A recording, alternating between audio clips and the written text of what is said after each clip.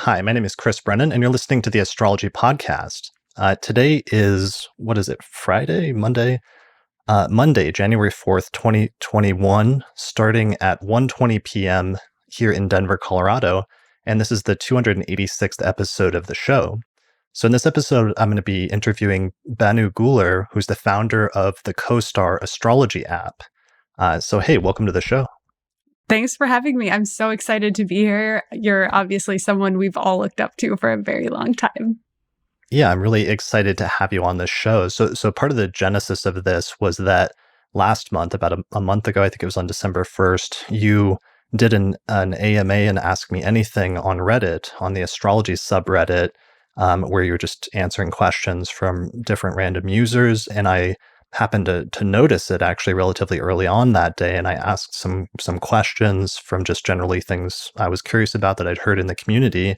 And I really liked your responses. And so I offered, if you ever wanted to come on the show, that we could do an interview, and you accepted. So here we are today. So thanks for doing that. Yeah, of course. I believe that when I realized that you were Chris Brennan, I wrote in all caps, "Oh my God, is this Chris Brennan?" Right. Yeah, I thought that was really funny and endearing. So so one of the things you were doing on the AMA was to clear up some misconceptions about the app and to talk a little bit about its development as well as its future plans. And I thought those would be good discussion topics for us today. So we'll get to just about everything. So before we get there, though, first I wanted to introduce this by talking about the rise of popular astrology apps over the course of the past decade and the past few years. As mobile phones and smartphones have become more ubiquitous, it seems like it was only a matter of time before somebody created a popular astrology app that took off. But it almost seems like it could have happened sooner than it did. And for some reason, it's more recent that some apps have really exploded in popularity, and CoStar seems to be one of them. It seems like it is, if not the most popular app, it's one of the most popular apps for astrology at this time, right? Yeah, I mean, I think just over 20% of young people in the US have downloaded it at this point. We're consistently ranked in the top 200 or 300 apps overall in the App Store. And I don't think any of the other astrology apps are in there. Yeah, well, so 20%. So that's a huge, you sort of mentioned that in passing, but that's like a huge number. 20% of young people in the United States using this app is just astronomical in terms of astrology. I mean, a lot of public polls, for example, that I've read years ago, like let's say 10 years ago, but they were always relatively consistent, put the number of people in the US of just adults that believe in astrology, quote unquote, whatever that means, to be around like 25% or something. So the idea that 20% of a specific demographic or 25% are using this app is kind of crazy just in terms of those numbers. Yeah, I mean, I'm pretty sure the number that you're referring to is the National Science Foundation, and they've been polling people about belief in astrology since the 70s. And I think that's how it's phrased. Do you believe that astrology is scientific, maybe? Yeah. And roughly consistently since the 70s, it's like half of American young people and a quarter to a third of American adults overall. And it's like ebbed and flowed a little bit, but I think it's roughly that. But I think I think the proportion's a little bit higher among young people. Okay, that makes sense. Well, that's really interesting then, but it just gives you some idea of the reach of CoStar in its history in just the past few years. So one of the questions that I wanted to get to was like, what was missing in terms of astrology apps versus what did CoStar offer, versus like how much it was that filling a need that was there versus also maybe coming in at the right time. So CoStar was launched in 2017, and there was this huge wave of interest in young people in astrology starting in 2017 or 2018. And that was something we commented on the Astrology podcast around that time. So there was something there about the timing just in terms of being in the right place at the right time, perhaps as well. Yeah, I mean, so there were already a bunch of astrology apps. There were tons of astrology websites, the same ones that we all use now. But with CoStar, we've always started from a different premise, which isn't like, how do we replicate the features of Solar Fire or AstroGold on, which I believe didn't exist at the time, on a mobile device, but how do we use the language of astrology to help people connect in more meaningful ways? Like this was much less following the idea of like astrology is big among young people, and much more about social media, I think, is destroying our brains. Can we hack this thing that's actually really wonderful? I love my phone. I love scrolling.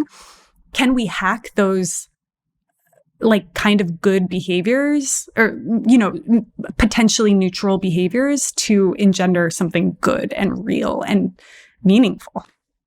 Right. Yeah. The social component of that is something that you've mentioned and talked about consistently. And that's like a major feature that I definitely want to talk about, especially for not just what it does now, but some of your big plans for the future. So before we get there, for those not familiar with it, could you maybe we should describe a little bit CoStar and what it does, just for those not familiar with it. It's a popular astrology app for iPhone and Android. It calculates your birth chart, provides some basic birth chart interpretations, and also some daily transit notifications and interpretations. Is that a good description, or how else would you describe it? It clusters those things in a few different ways, and there's an asynchronous messaging feature called Chaos Mode, where you can send a friend a message and it gets sent when the stars align. But yeah, broadly, you download the app, put in your date, time, place of birth, get your personalized horoscope. Awesome. Okay. And let me see. It was started in 2000. I think you said it was launched in October of 2017. Is that right? Yep, that's right. Okay. And I think I actually have. Is it okay if we show the birth chart? For sure. And what's the story? So with most businesses, there's often like questions about what birth chart to use because there's multiple significant like symbolic moments in time, which you could use as like the chart, but you have a specific one that you like to use for CoStar.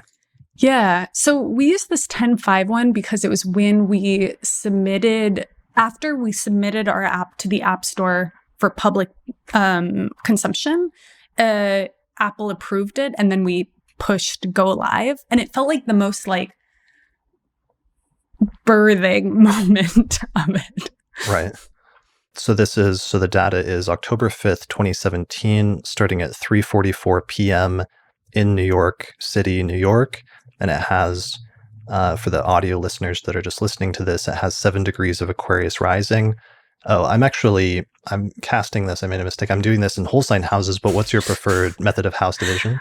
I like porphyry, but I switch to whole signs from time to time. I did get thrown off for a split second when you opened it. Well, I was to like, cast. This looks like the wrong chart.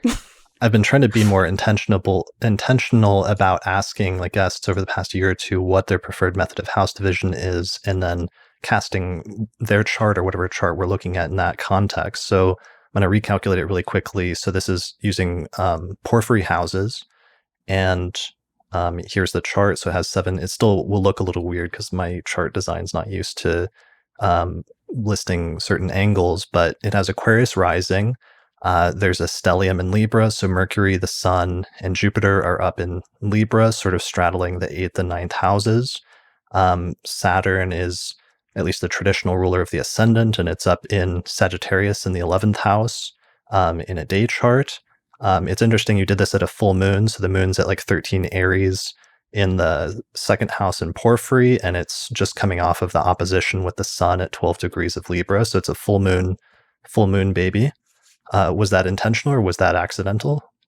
I think it was a little bit accidental in the sense of we got rejected from the App Store because of something stupid. I can't even remember what it was. And then it happened to be like we were trying to launch earlier. But then it was, oh, cool, it's the full moon. How long was the development phase, or how long had you been working on it by the time this launch happened in October? So we started really working on it late spring, and we launched a beta on our website, which still exists. It's pretty janky. We launched with the circle chart that people are clamoring for. Okay. And we got boatloads of emails that were just like, what the fuck is Yeah, I this? don't know how to read. That's really funny and ironic in retrospect. So you started with circle charts, and due to user feedback, you switched to the square chart format that's now become the classic CoStar format, which is Yeah. in some circles, appreciated, in some circles, much reviled by circle chart users. Understatement of the year. But I mean, Right. even on the website, 80% of people were coming on mobile, like not on a desktop computer. And it's I understand how to read a circle chart. It's not terribly comfortable to read a circle chart on your phone. Like, Right. I use a computer if I want to look at a circle chart. Personally. Okay. So that might be a recurring theme then, is something I know we'll come back to again, is sometimes, your initial direction you might go as an astrologer with things versus sometimes making changes due to user feedback. And if the majority of your users are not like intermediate or advanced astrologers, they might have certain preferences, or some things might make it harder to interface with the app if you go another direction. For sure. I mean, honestly, I don't think the really, really serious astrology community is looking for like a new cute app that sends them funny push notifications. Yeah, like, Right. I think it's like, it's an interesting social experiment a la Twitter or Instagram, like what happens if I connect with my friends on here, but it's not to cast charts and do reading. You're not just going to be like, let me just pull up your CoStar. Let's look at your, Right. whatever. So your target audience wasn't like, you weren't imagining like Rob Hand sitting down for a consultation, like pulling out CoStar to calculate like the person's tertiary, secondary progressions or something like that. For sure. Okay. But that said, like, it's really nice to have just a little list of people and not having to be like, can you just find out what time you were born, and just being like, add me on CoStar. Right. But when we launched, we definitely had some astrologers early on, but mostly we launched to the fashion world. Like, I'm pretty sure Michael Kors was one of our first handful of users, just because I worked at Michael Kors, like 3-4 levels underneath him. But somebody told him about it. He's into astrology. And so somebody like that looks at a circle chart and they're like, what the fuck is this? Right. Because one of the big stumbling blocks for people that are new to astrology is they don't know how to read the glyphs, which are like are literally like an alphabet and a separate language that if you haven't memorized them, it doesn't look like anything. It just looks like squiggly lines. Yeah. And I mean, that's also part of the magic. I bounce around a lot on this, on my love or care for the esoteric in astrology. There's something very attractive about the old books that are like, if you tell anybody about this, the gods are going to curse you and locusts will come after you. But it's 2021. Like, everyone should have access to tools that make them feel better and give them like new ways to think about their lives. Yeah, that's a tension in the astrological community that's been an ongoing one for a very long time, in terms of the accessibility of astrology. How accessible should astrology be to the mainstream public versus how much should it be kept as this like secret knowledge or secret wisdom? And then also, once you get into it, the issue sometimes that occurs of like gatekeeping astrology and gatekeeping the knowledge or the wisdom of it in some sense, and the tension between different groups within the community that want to push it in one direction or another. I mean, I have really, really strong opinions about this. Before CoStar, I worked as a graphic designer, and as like a product person, I had no training for either of those things. I came up in a punk scene where you could make music without actually really knowing how to play any instrument or really knowing how to sing.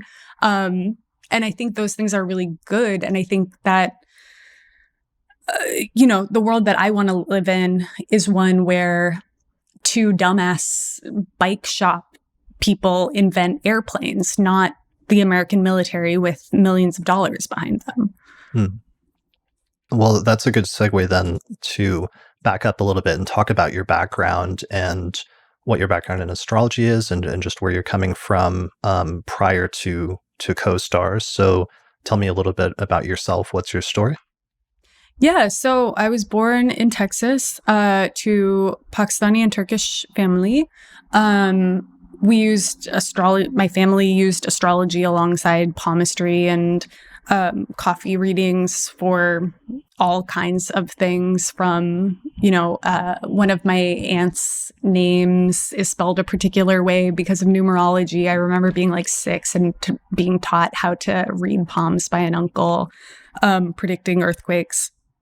All of it just kind of being jumbled up with sort of scientific pragmatism of very recent immigrants. And I went to school for psychology. I worked as a bike messenger for a bunch of years. Then I got into a very bad car accident that ended my burgeoning bike messenger career. Took a bunch of zines and posters and packaged them up as a portfolio.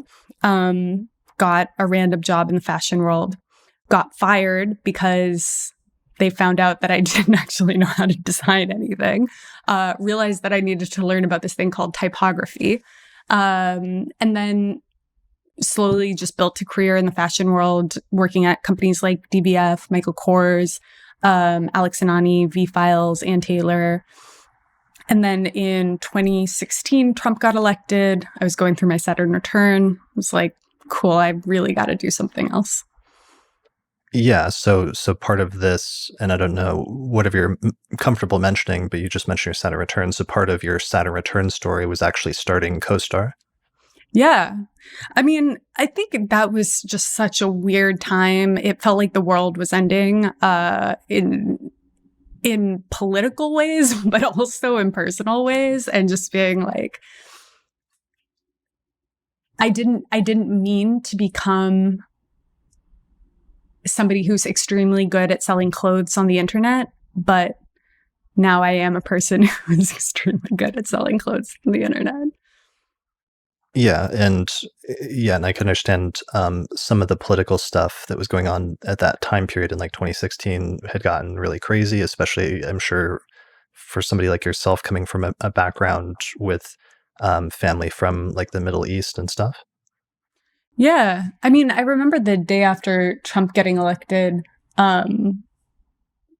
seeing an old friend, also brown, and like meeting eyes from across the room and just like hugging and both like crying. And I think that was like, very, very time. Yeah, I just remember that whole period. That was one of the sort of Saturn and Sagittarius themes that like became very strong, but some of the like xenophobia from that time period. And it's interesting now thinking back to some of the people that were going through their Saturn returns at that time in retrospect and how they were impacted in different ways. So let's see. So backing up, so you had a background in design. What was your background in terms of astrology, or who were some of your influences as an astrologer?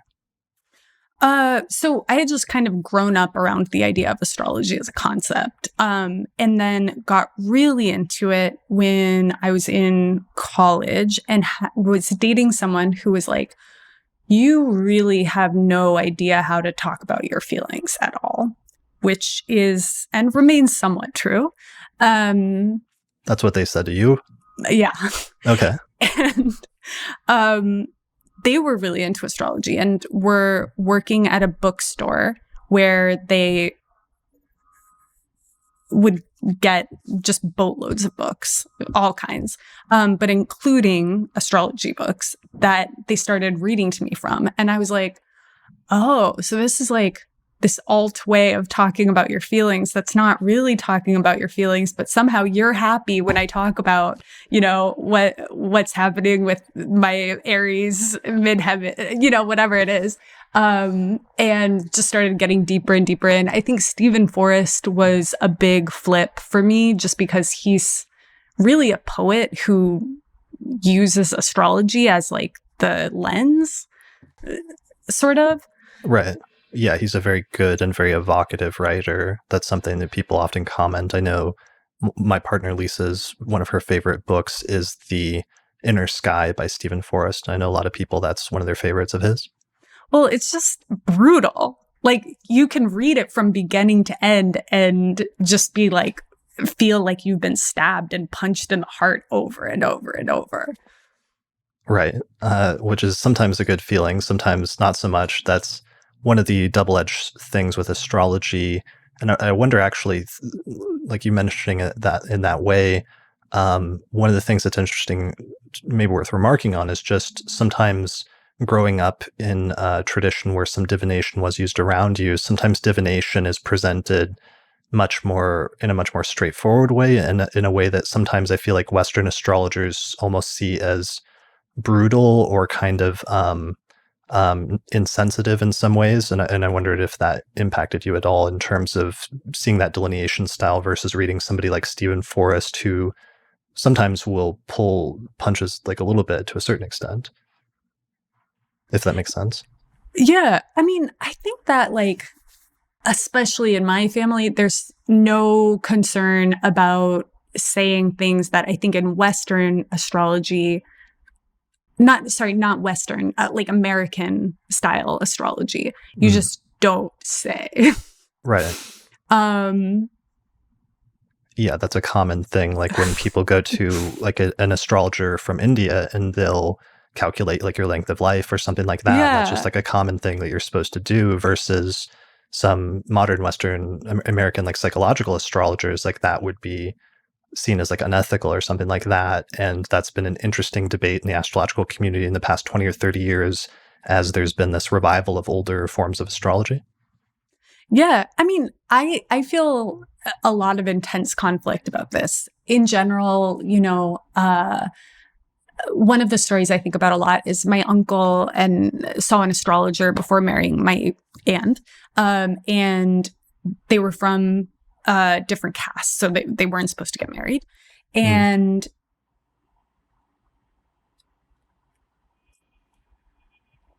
when they got the astrology reading, the astrologer said that my uncle would die in 3 years. Wow. So let them get married because he's going to die in 3 years.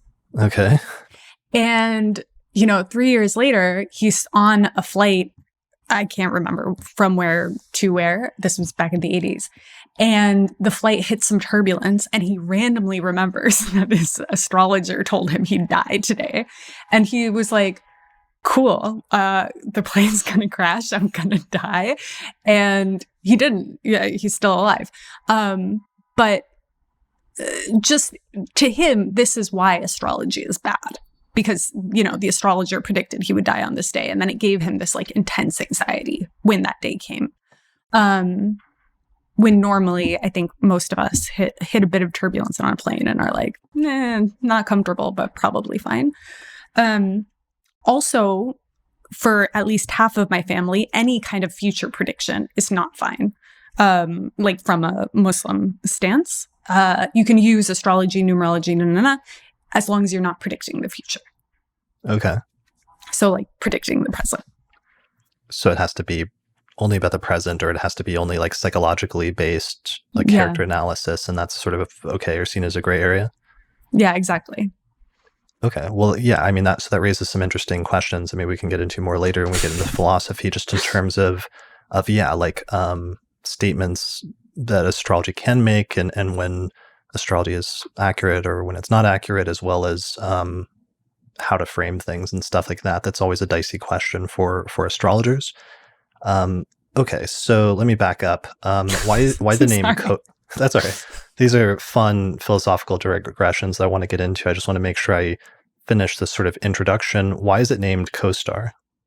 My poet friend Leisha Hanrahan, Google her, she's a great poet, came up with it. I actually wanted to call the app Horoscope, and it's still actually the name of several docs. One of our GitHub repos is still called Horoscope. Like the horror movie genre? Yeah. Okay. Horoscope. So it was almost envisioned from the start as something that would be kind of like jokey or kind of edgy in some way.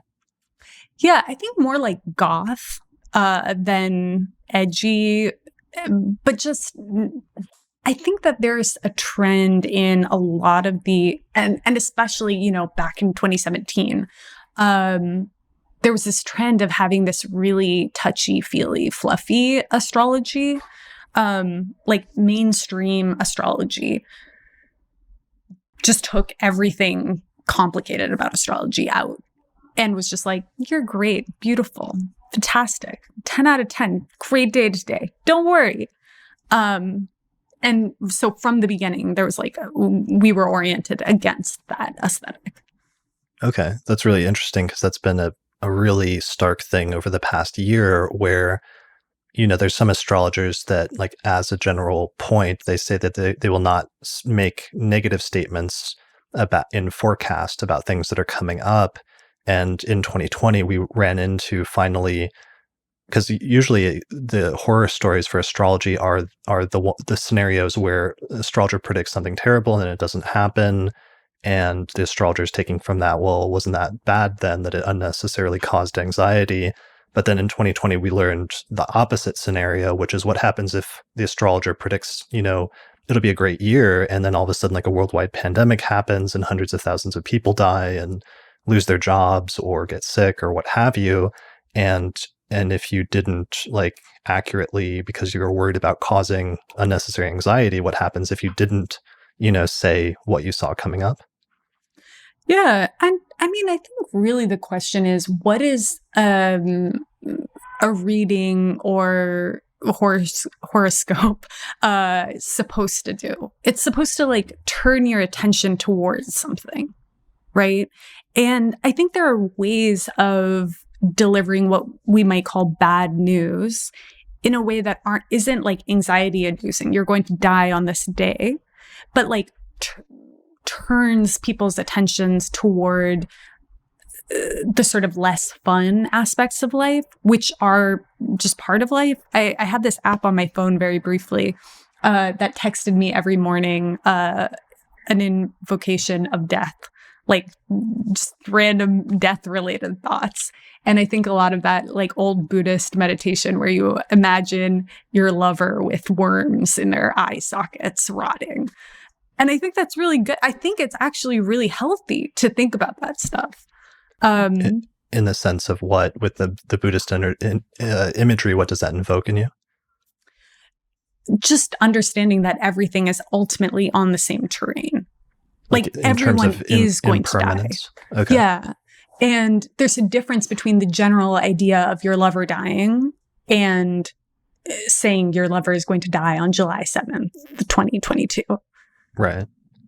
Okay, that makes sense. I'm loving now I'm having a conflict because I'm vibing with this because I have like a Scorpio Sun, and I think we share some placements. They're very similar. But I can see, like, there's some placements in your chart that are really good. And I don't know if you know how much you want to talk about your chart, but I think that's like part of where that's coming from in terms of the similarity in some of our placements, in terms of one that if you felt like sharing that at all, it's kind of up to you. How do you feel about sharing your chart in general, or what's your stance on that? I'm fine with it. One thing I do think about sporadically is that there is definitely an anti-Scorpio thing happening on the internet for the past several years. And so it's not surprising that, talking about death too much gets you into trouble. Do you mind sharing your sun sign? I'm a Scorpio. Okay, so you're Scorpio Sun, and you're kind of not too far born after me, so you actually have Pluto there as well, right? Mm-hmm. Okay, so that's, without really revealing too much, I think that's just an interesting piece of background information in terms of some of the things you think about and how you think about them, and some of the things then that went into the app and how you're describing this, and both in terms of some of the goth aesthetic, which actually makes much more sense now, and I can see that more clearly in terms of the design and the overall, just aesthetic, but also how you're thinking in terms of saying sometimes a phrase can like turn your mind or draw your mind towards certain thoughts. And it seems like that's one of the underlying motivations with the app as well. Yeah, totally. I mean, I think the most therapeutic effect of astrology, and I'm curious as to your take on this, is that it shifts your attention. And I think I and most people I know get trapped in these loops where we're like, my world is extremely tiny and I can only pay attention to this and I can only think one thought about it and I will only think that one thought about it until I explode. And having the whole circle and understanding like the sort of the expansiveness of our emotional worlds is extremely comforting, and like moving between them fluidly, I think, is extremely powerful. Yeah, and maybe that takes it back to that feeling that you had in college of astrology being a way to become introspective and to like access one's emotions and internal world and reflect on those things in a way that's almost intellectual without doing it directly. It's like I don't want to say a crutch, but it's like a bridge to doing that might be more accessible for people than just, diving into like deep introspection on your own without any help.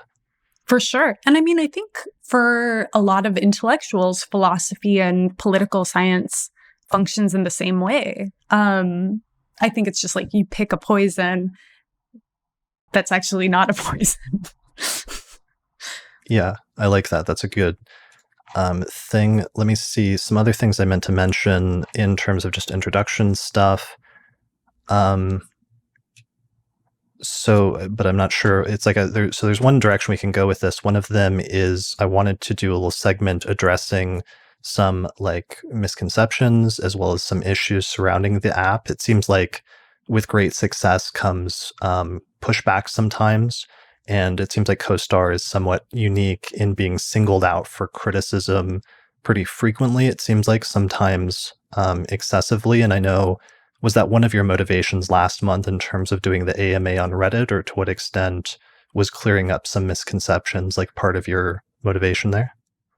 Yeah, I mean, I think I've heard the rumors, and some of them are really off the wall. Like, I love hearing in a weird sort of self-deprecating way that 2 white men started CoStar, and I'm like, yeah, I'm like 2 white men in a trench coat. That's funny.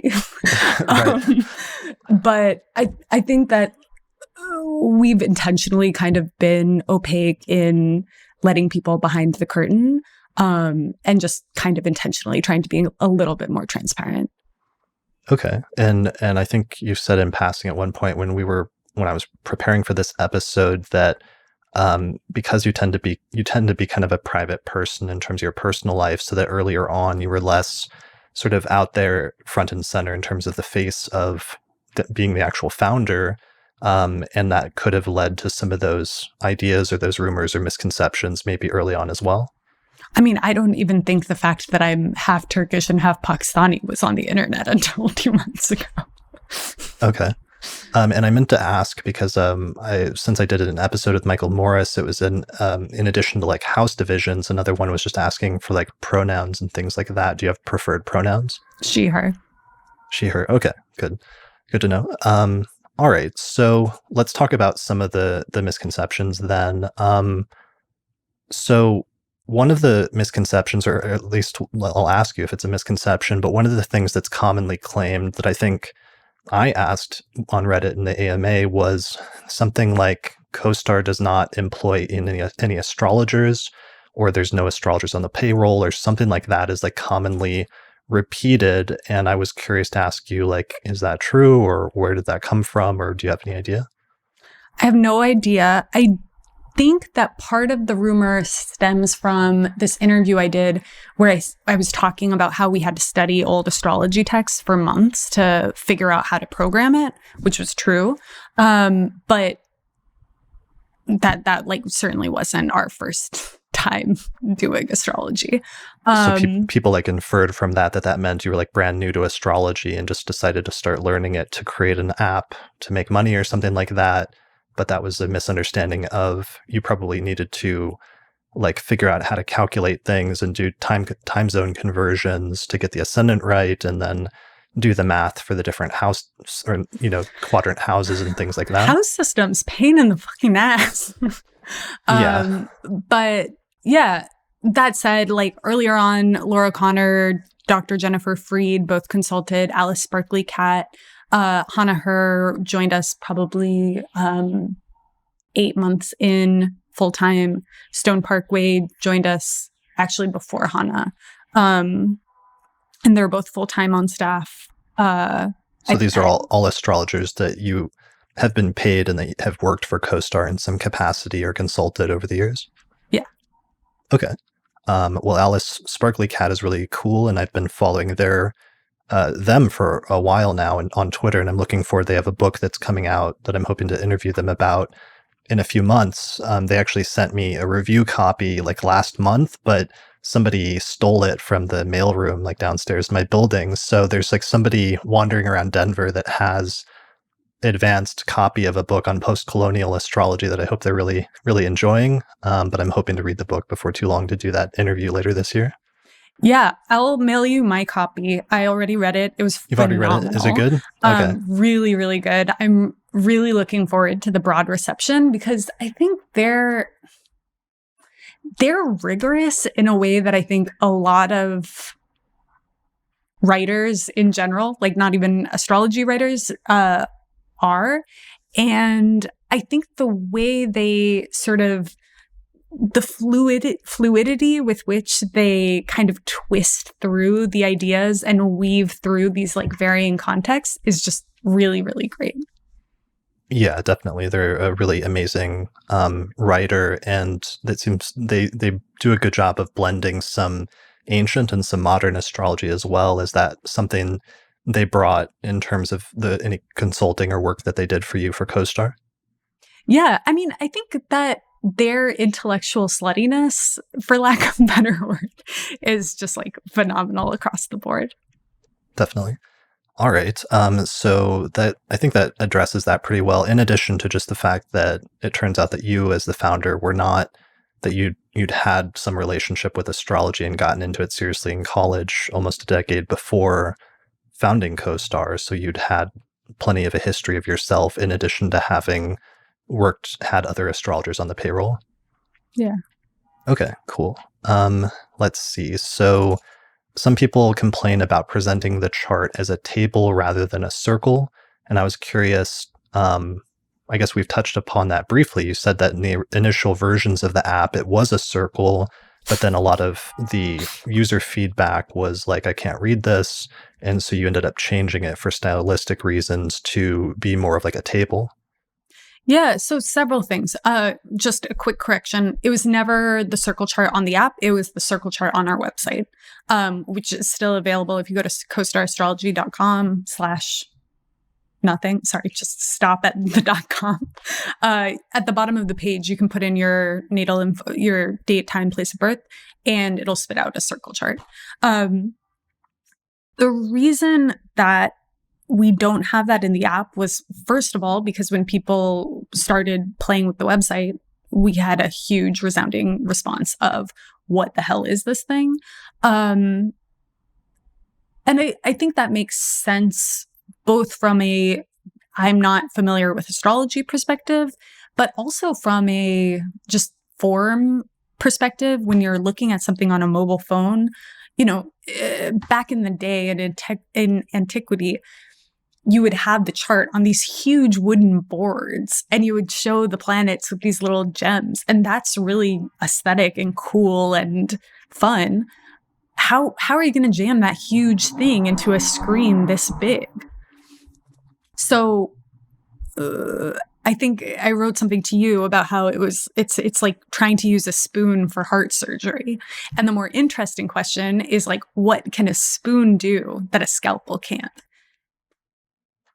Yeah, that makes sense in terms of the just different considerations of form versus function. And also, maybe I should show actually a picture for those watching the video version.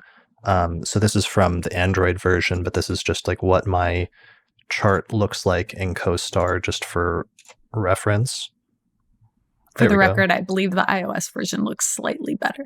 Does it? Okay. And that's something we should actually talk about, is the difference between iOS and Android and why there are some differences. So this is it shows like your big three at the very top, which I really like, with a sun symbol and then an up arrow for the rising and then a moon symbol for the moon. And then it shows the signs of the zodiac in a table on the left, and then your planets with both the glyph as well as the name of the planet next to it, which is actually really cool because then you're actually teaching people to read the glyphs. And then it shows what house each of the planets is placed in on the right. So that's like the basic method, and this has become the sort of unique or not trademark, but the unique way that CoStar presents the information of a person's birth chart, basically. Yeah. So, we make the decision to leave out a bunch of stuff. But the trade-off is more people can look at this. And even if you don't really know anything about astrology, you can be like, there's a lot of planets next to this number. I don't know what that means, but I feel like this number is important, and it just sort of like logically gives you a sense of what you can extract from looking at it. Yeah, it gives you a starting point and an entryway into astrology and the full version of astrology, where this is an accurate accounting of your birth chart and the different placements. So this is cast using porphyry houses, and that's the system that CoStar uses is porphyry, right? That's right. Okay, and that was actually one of the questions. Let me see where that was, but basically, that's basically one of the other, it's not another complaint, but one of the questions is, why do you use porphyry houses, or what led to that as a technical decision? Well, it's the oldest system, the oldest quadrant style system. Two, I really like that the first house is the ascendant and the 10th house is the midheaven. And I think it just makes it really easy to glance at. I'm a fundamentally lazy person.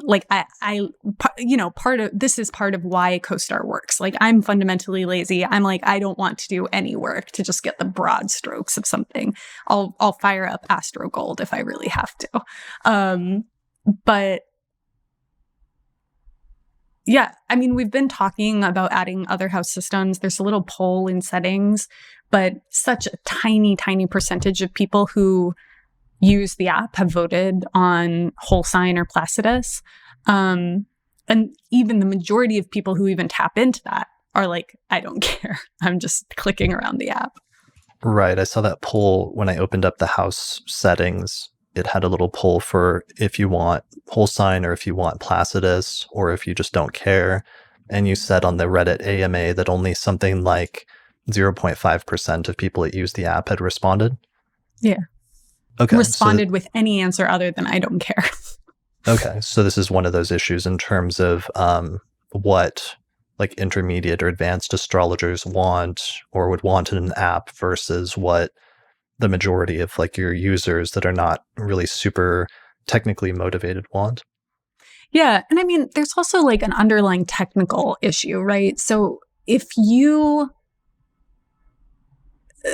the way that we would have to handle charts is pretty different if we want to support multiple house systems. And so there are a lot of, sorry, I'm trying to make this really simple.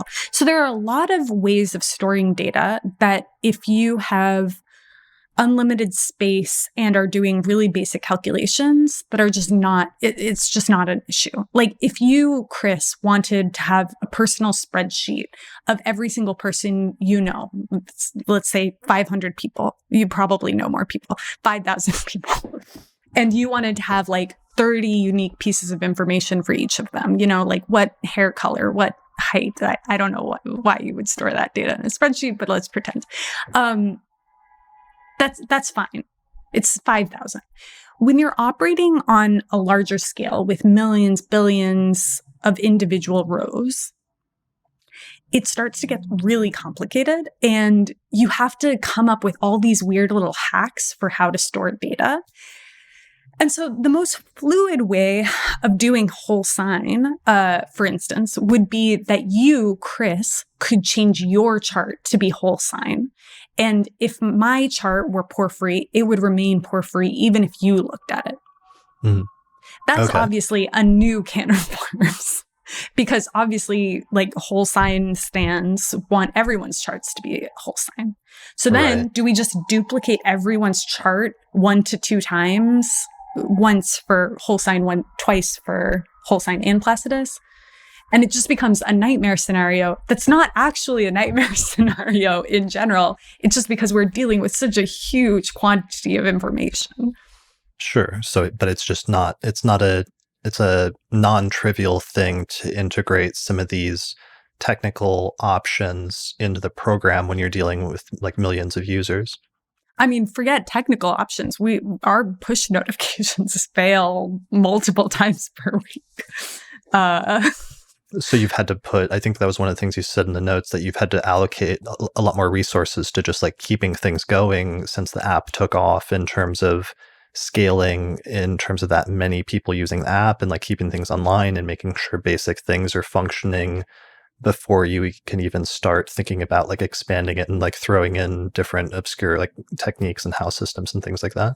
Yeah. And I mean, I have a list a mile long, as does, I think, everyone who works at CoStar, of things that they want in the app.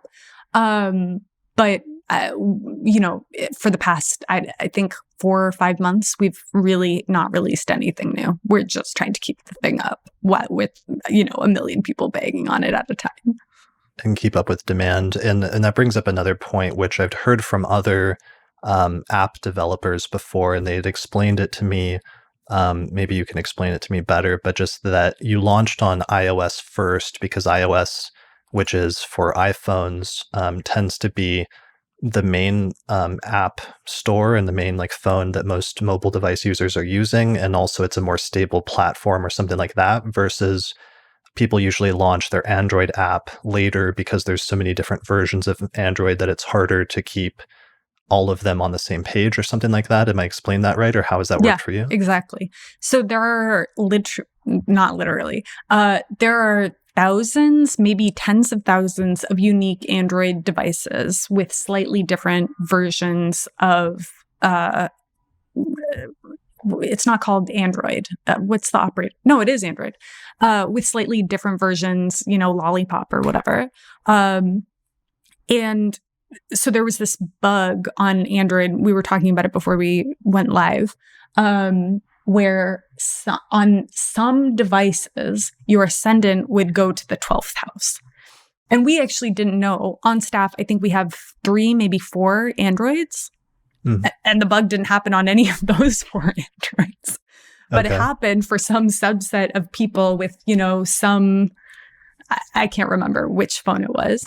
And it's just like the way that it calculates when you say X, it understands Y. And so it just loops it around.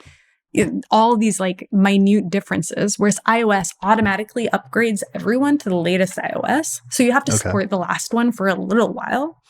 But there's basically like the small size, the medium size, the large size, right now's version of iOS and the previous one, versus tens of thousands of unique variations of Android and form factor and blah, blah, blah. And it just becomes a nightmare to maintain.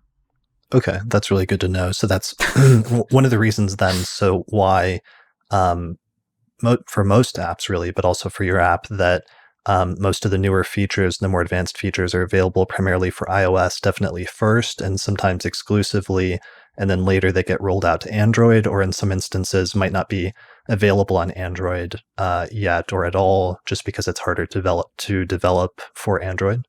It's definitely not forever. It's definitely just a question of Android lagging behind. We launched Android just over a year ago, and it's still just behind. We're still catching up. Okay, cool. Well, that actually leads us to one other question then that you kind of just answered, but one of them, there's like rumors or accusations that sometimes CoStar is inaccurate, and it seems like sometimes, there's some instances where, for example, you mentioned like the ascendant, where somebody had sent me a picture where like the ascendant was listed as being in the 12th house, which you said was just a bug in one of the Android versions, but it's something that has been fixed, or you think it's been fixed recently? Yeah, I'm 99.99% confident that it's been fixed as of September. if anybody has a fucked up chart, please email us horoscopes@costarastrology.com. So any like issues you're like actively working to fix that you'd like to know if there's something that's off to like let you know so you guys can get on top of it? Yeah, this does not include people who think that Placidus is the only house system, because we do not support Placidus in the app currently. We are exploring it, as we mentioned before, kind of a pain to build, but make sure you're talking about Porphyry house system. Yeah, so that's another thing which I've come across as I was trying to research this, and like to what extent people were finding actual bugs in the program versus I did find a number of people that it seemed like their main issue was just that they were expecting the placements to be in Placidus placements, and they had always known their placements based on that being the default in other websites or other apps or programs from Placidus, so that when they calculated their chart on CoStar, because it was using Porphyry house cusps, that would shift some of their placements slightly. So they thought that that was like a bug in CoStar, but it was really just a difference of house division. Yeah, exactly. Okay, so that's an interesting then sort of misconception in terms of people needing to be aware of that, and is again just interesting in terms of using Porphyry. I never thought it would be that controversial to use Porphyry houses, and it's something even like a decade ago I noticed there was an uptick in Porphyry becoming much more popular because a lot of the evolutionary astrologers were using it. I think because Jeffrey Wolf Green chose that as his default system or something like that. But I think Stephen Forrest uses Placidus, right? Yeah, that's right. Okay. I mean, I think especially with house systems, but basically across the board, there are a billion, as many astrologies as there are astrologers. And I think some people feel really committed to the one that they came up with. I definitely have Vedic astrology family members who are like, what the hell are you doing? Right. So, happens. Yeah, well, and I mean, in terms of quadrant systems, though, I mean, I think that's a valid point that Porphyry is the oldest quadrant house system as far as we can tell, or as far as I know. Porphyry describes it in the 3rd century, but then also Vedius Valens describes it a century before that in the 2nd century. So it was being used very early on, and that's just as valid of a reason to like pick a house system than what other reasons why people have used Placidus, which is just that it's the default in most programs and it's what they've started with. Yeah, exactly. I mean, Placidus is what, 300, 400 years old? Yeah, something like that. I did an episode with Anthony Lewis a year or so ago where we talked about the reasons why Placidus sort of became the default system, and there was some interesting history around that over the past 400 or 500 years. But needless to say, it's not always necessarily that there's like a technical reason why a certain system becomes the default, but sometimes there's social and philosophical and like political reasons why certain systems come to dominate in certain periods for different reasons. Yeah, I mean, you put this to rest this morning, but I also felt really attracted to Porphyry as a person, vegetarian, rabble rouser, loved logic, but Valens did it, so. Yeah, sorry. That was I liked that was some of your motivations in terms of Porphyry and his like background, which is very interesting and colorful. He was like one of the more notable philosophers of like the 3rd and 4th century. But yeah, Valens mentions it a century earlier, so it's kind of a accident of history that we associate with Porphyry instead of calling it like the Valentinian house system or something like that. Sounds very romantic. Yeah, I mean, it does have a ring to it. So we'll see if we can start that as a trend. All right, so let me go back to our things. So table chart rather than the circle, it's artistic. One of the things I meant to mention about that, why I don't have as much of a problem with that, is just if you look back historically, charts are presented in a lot of different formats, and there's a lot of different styles even in use today. In like North India, they have the diamond pattern charts, and in South India they have these like square charts that are sort of circular or like a big square, but within that you have a bunch of like 12 little squares. So in the history of astrology, even though the circle is popular now, it seems like it goes through different phases at different points in history. So as long as you're presenting the data or the information correctly, I don't really understand fully why people make too much of a big deal about it not being like presented in a circular chart versus something else.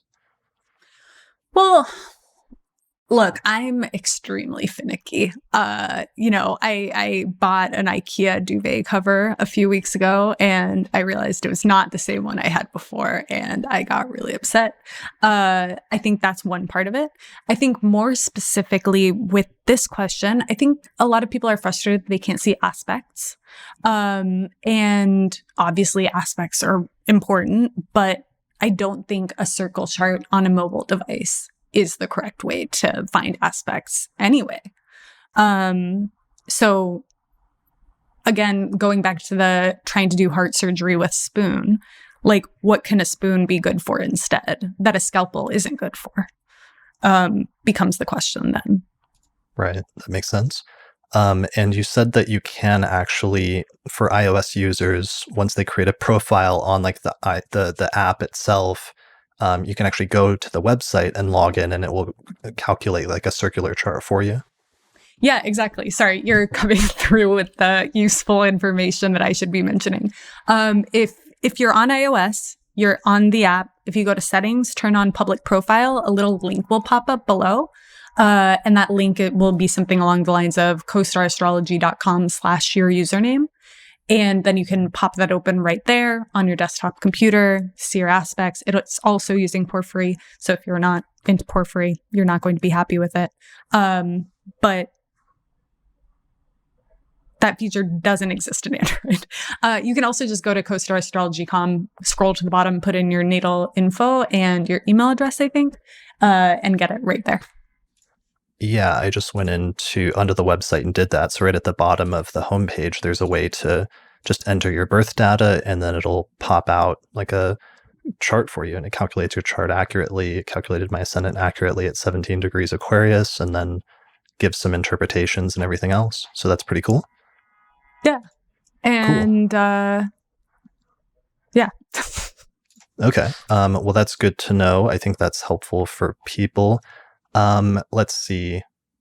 So charts being calculated wrong, we addressed that. One of the common complaints is that the delineations that CoStar gives are sort of designed sometimes to be somewhat provocative or sarcastic or edgy or funny, or sensationalist. Sometimes I'm not sure if that's the goal, and to what extent some of the delineations, there's like a tension between that being by design and there being a sort of almost satire component that's built into it, versus when sometimes there's mistakes or missteps, or something is like gone too far or something like that.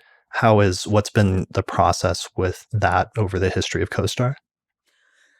Well, so when we launched, we didn't have any push notifications. And then we had a summary based on each planet. You had like an emoji pair.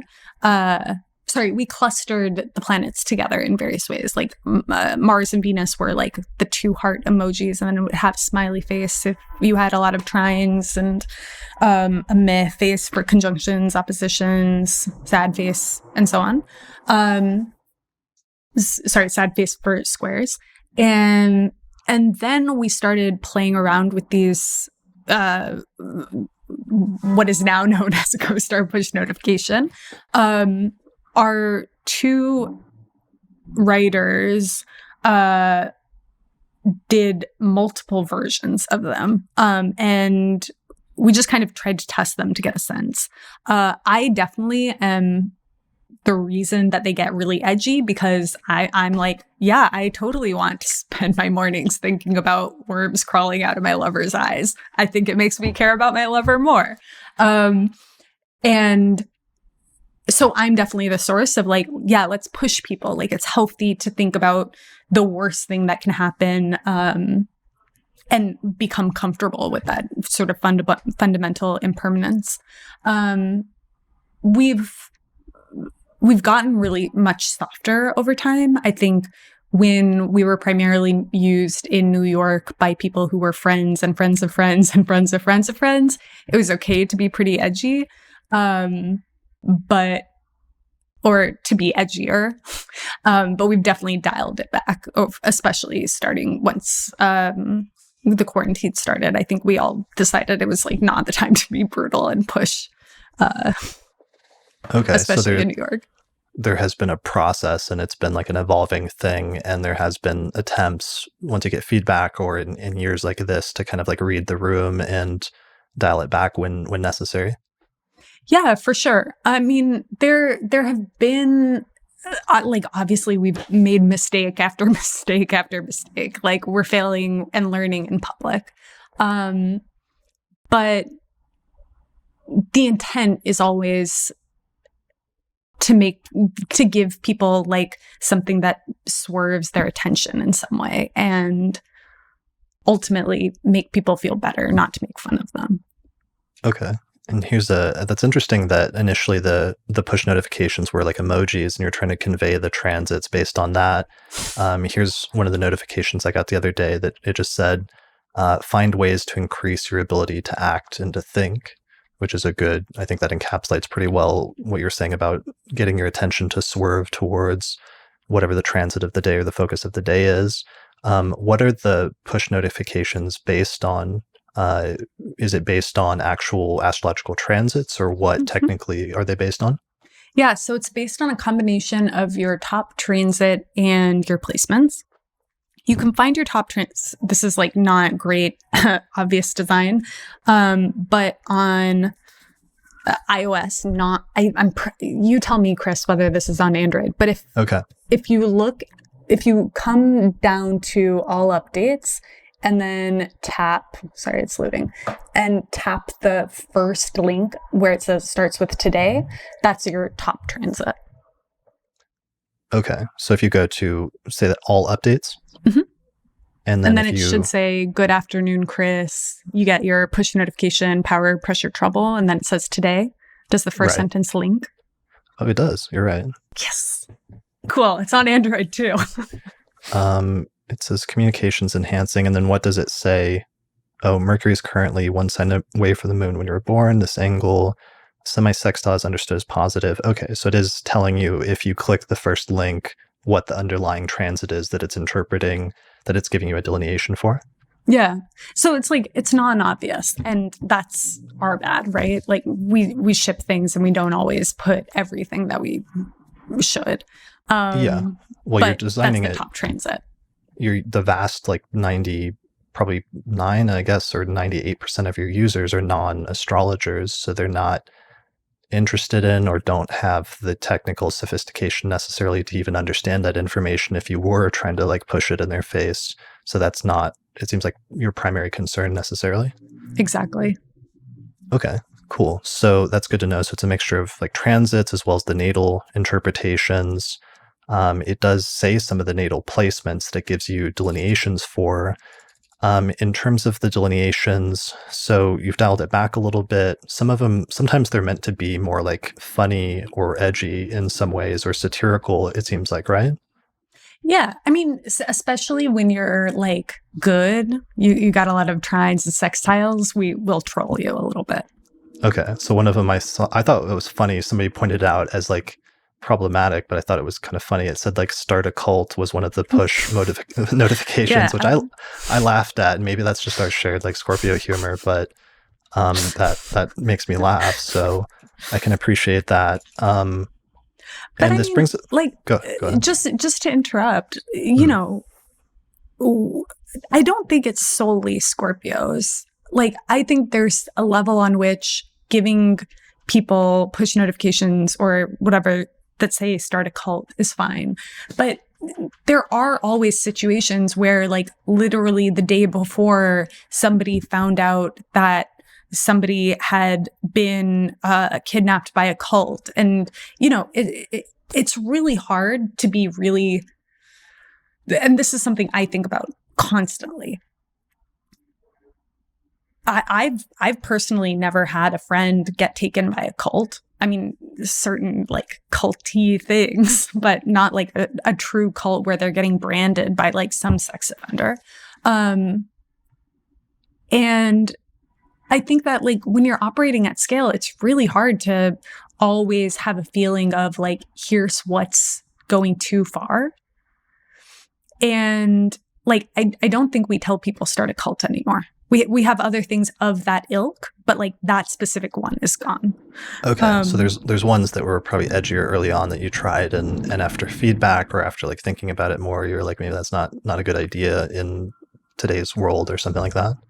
Yeah, exactly. Like, you know, people will email us and we're much better, just for all listeners, we're much better at email than social media. We get, you know, literally thousands and thousands of DMs a day, and actually deprioritized responding or looking at them quite a long time ago.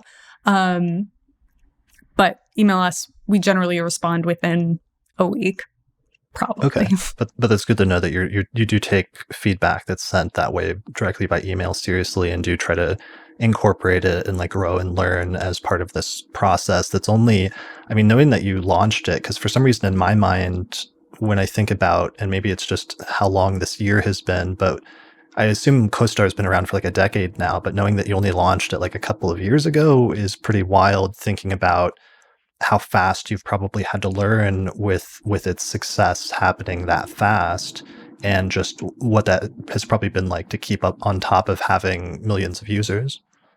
Yeah. And I mean, look, we've been profoundly lucky in so many different ways, but also we're still just like 15 people who mostly live in New York. You know, we have a minority of men on the team. We have a minority of white people on the team.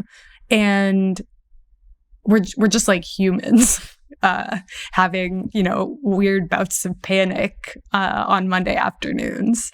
And I think that's not obvious, which is cool in a sense. Like, we seem like this big institution of people wearing suits and at an office with like a cafeteria and a ping pong room. But truth is, we're all sitting by our IKEA couches, you know? I love that, and I can actually relate to that, just because it seems like when something becomes successful, or it's been around for a little while or becomes mainstream, that there can be a perception by just normal people that it's like always been that way, or that it's some sort of unreachable, like ivory tower type situation where, you know, people are just big shots that are calling the shots for certain things. And for me, for example, in the podcast, it went from something over the past few years where I was just doing it with friends occasionally, and it was like this blow off thing, to suddenly some people treating it like it's a staple or like institution of the astrological community, and therefore should have certain standards and certain things I should be doing in that way. That was somewhat unexpected to me. And it's been weird adapting and getting used to that in the process and acting accordingly. I could kind of see how that something like that could have happened with you over a much more accelerated time frame of just like the past 2 or 3 years, basically. Yeah. And I mean, like, also, our team is like a bunch of fucking geniuses, and we all work really, really hard. I'm not trying to like make some like, oh, we just, you know, stumbled into this. But I don't think that we're so smart or so capable in a way that like you couldn't do this, or like random listeners can't just like go make an app. Like, it's hard and it's annoying and it's really, really exhausting. But it's also, we live in this really cool time where basically everything's on the internet. You can find a PDF of your book on the internet. I'm sorry. Yeah, I mean, unfortunately, I also bought a copy. Okay, thank you. But I like having the PDF version too. Sure. But like, you can also Google, how do I make an app? And there are just like tutorials that teach you how to program in Swift. And like, everything's really hard, but not so hard that it's impossible. You can build a plane. Two guys, the Wright brothers were just two guys who ran a bike shop. Yeah, well, and sometimes it's that weird combination that you don't know until you experience it, of, on the one hand, hard work and dedication and skill and knowledge, but then also like being in the right place at the right time and doing the right thing, and having those two things collide and then have it take off. But it's a weird mixture of the two that's hard to articulate until you experience that. Yeah. I mean, at the end of the day, you just throw spaghetti at the wall, but it's like well-researched spaghetti. Right. Like you have to get the noodle diameter as correct as you can before you throw it. And then if you're lucky, it'll work out.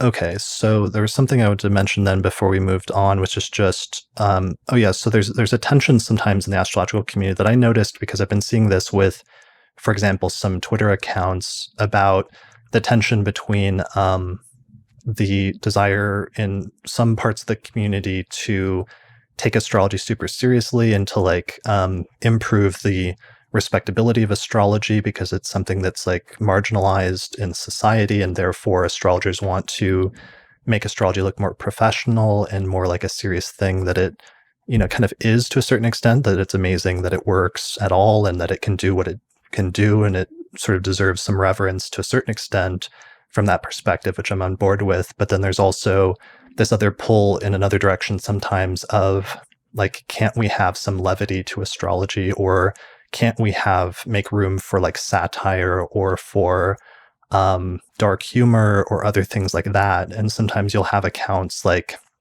one of my favorite Twitter accounts is like the Soroscopes Twitter account, where they do just really satirical, like dark, daily horoscopes for each sign.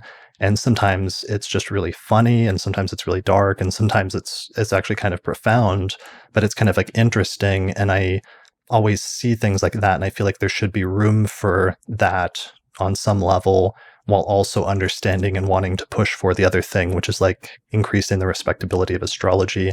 And I feel like to some extent, maybe CoStar gets stuck or gets caught in the middle of that tension in the community as well. Do you feel like that's the case at all, or how do you feel about that? I think the way that astrology has been built over the past several thousand years is through conflict of different schools of astrology. And I think that's like still happening. And we've definitely put a stake in the ground for something that's sometimes satirical, sometimes deadly serious. And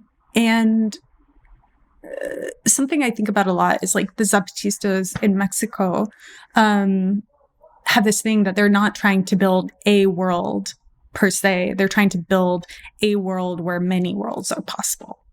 And I feel like there's probably something in that that school that seems the most correct. Like this concept of, I don't think we have to choose. I think there can be like the satirical astrologers and there can be the super serious astrologers. It's like saying, can you have satirical cooks who are making like, I don't know, pickles on celery snacks and also gourmet cooks? Yeah, why not? Like, it's food. I definitely partake in both. So I don't think it's, maybe I'm revealing that I don't think it needs to be this like strict cordoned off thing, astrology specifically, but I also don't think that about anything else. Like, I don't think rocket science is so hard that given a couple of months of study, we couldn't muddle our way through the basics. Yeah, I mean, I think, because if you take that other argument that it should only be taken seriously to the utmost extreme, then it just means, does that really mean that you can never joke about astrology, that there can never be any room for making jokes or having fun with it, or astrologers sharing on inside humor or inside jokes amongst each other? And the answer to that is obviously no. That would take it to a weird extreme that's unnecessary. And so that just gets into something that's already a core issue, even with comedy, or I hear comedians talk about amongst themselves, which is like, what are the boundaries of comedy and what's acceptable versus what's not, and often a resistance to putting firm limits on that. Although I know that that's a discussion in and of itself. So maybe we're opening up like way too big of a topic here for getting into like fundamental philosophical things about like the nature of comedy and what's acceptable. But it's interesting questions for people to reflect on and ask themselves, I think, when it comes to things like this, is just when trying to delimit like the boundaries of what is acceptable and what's not, thinking about what extreme you're willing to take it to if you're going to rule certain things out, I guess.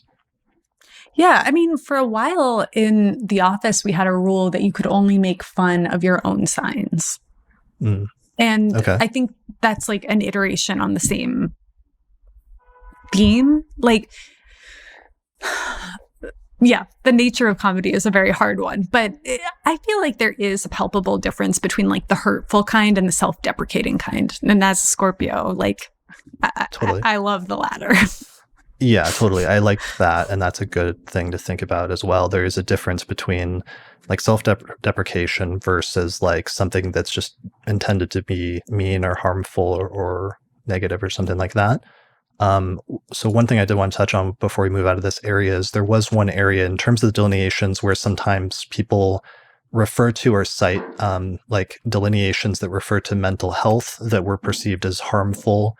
And if that's something, there's a discussion in the community often I've seen come up in Twitter amongst some of the younger generations of astrologers over the past few years about to what extent astrology can speak like mental health issues or different things like that. And I know that's something that CoStar has come under fire for in referring to like mental health in different ways. What's been the history behind that, or to what extent has that come up for you? Yeah, I mean, I think that this is in reference to one meme that came out a while ago.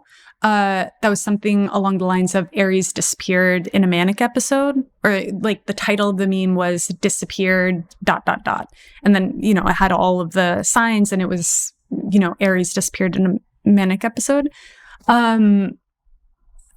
We weren't trying to invoke bipolar. We were just using the word manic in a sort of colloquial way. It makes sense that it didn't come off like that. Nobody knows who we are. We've since deleted it. And yeah, I mean, so there's been times where maybe you guys have said something that you later regret or feel like was in poor taste and have deleted or changed or apologized for? for sure. And like, I'm sorry, just to say it again. Like, I, you, like, I think we're at a point in history, and this is really unfortunate, that half of young people are depressed, half are anxious. A quarter have seriously considered suicide. These are numbers from the CDC this summer. And I think me and everyone basically who I've ever known has had to support someone through a mental health crisis, had their own mental health crisis. And in general, we're always trying to be really direct and honest and like push people towards more difficult emotions, but also trying to be sensitive. And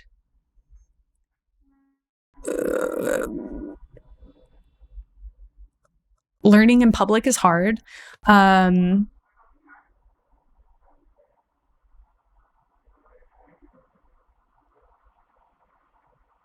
Yeah, I'm sorry. Yeah, no, that's great. That's fine. I mean, that's good to know. Just that it's an ongoing process, and it's something that you are continually trying to learn and improve and take feedback into account.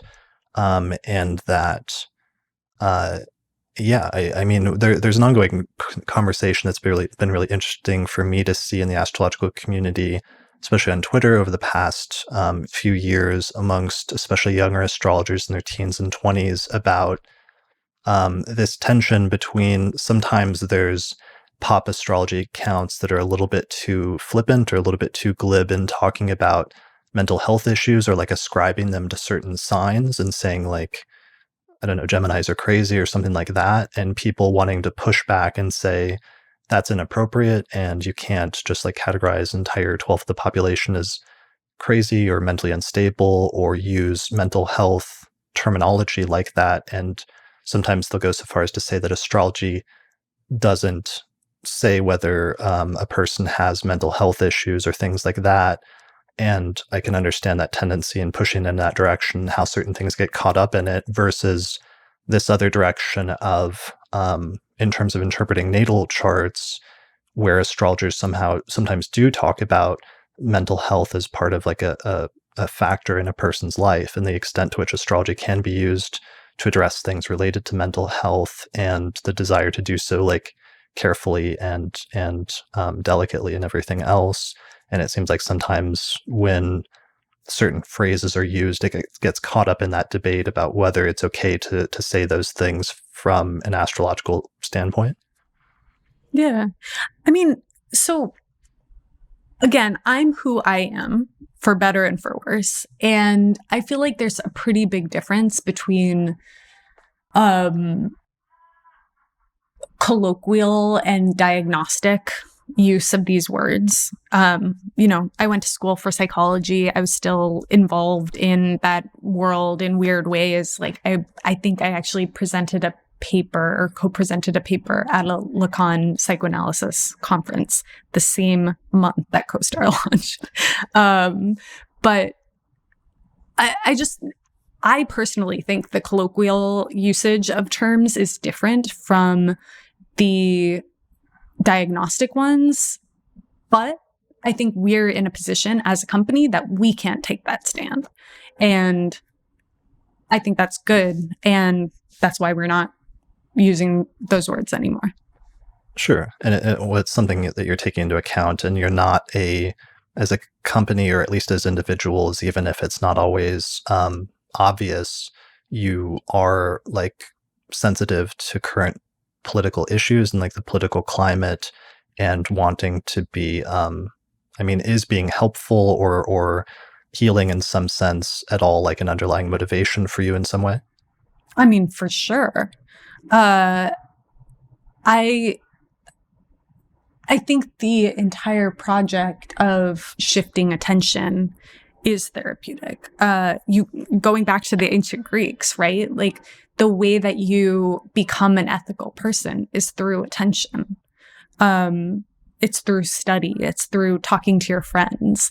Foucault has this line when he's talking about the ancient Greeks where he's talking about taking oil baths with your friends and reading aloud to each other, which like is just a great metaphor for the sort of excessive, but also really romantic imagery of the time. And I think astrology is a really good tool for that. And beyond that, like having this language to talk about your feelings and talk about things that are hard to talk about.